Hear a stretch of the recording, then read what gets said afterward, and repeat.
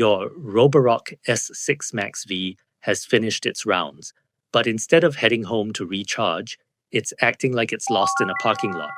It's circling the dock, bumping into walls, and just won't connect. Frustrating, right? The technical cause? Your robot probably went to a pool party it wasn't invited to. This issue is frequently triggered by liquid damage. Whether it sucked up a spill or met a leaky pet bowl, moisture gets inside and fries the sensors or the charging circuit. Even worse, that moisture can travel, leading to a completely faulty charger. But don't worry, your floor cleaning friend isn't a goner yet. RoboCare has the solution. At RoboCare, our certified technicians are true specialists who know the Roborock S6 MaxV inside and out.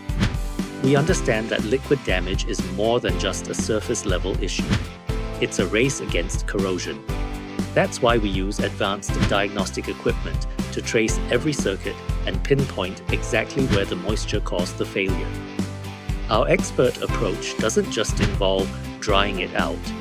We perform a deep-level cleaning of the internal components to stop corrosion in its tracks. In this specific case, our diagnosis confirmed both internal water damage and a faulty charger. We meticulously repair the affected circuitry and replace the damaged charging components with genuine parts to ensure your robot docks safely every single time. But talk is cheap. You want to see if it actually works, right? Let's show you the results. Look at that. After our deep-level cleaning and component replacement, this Roborock is back to 100%. It's detecting the dock perfectly and ready to tackle your floors again.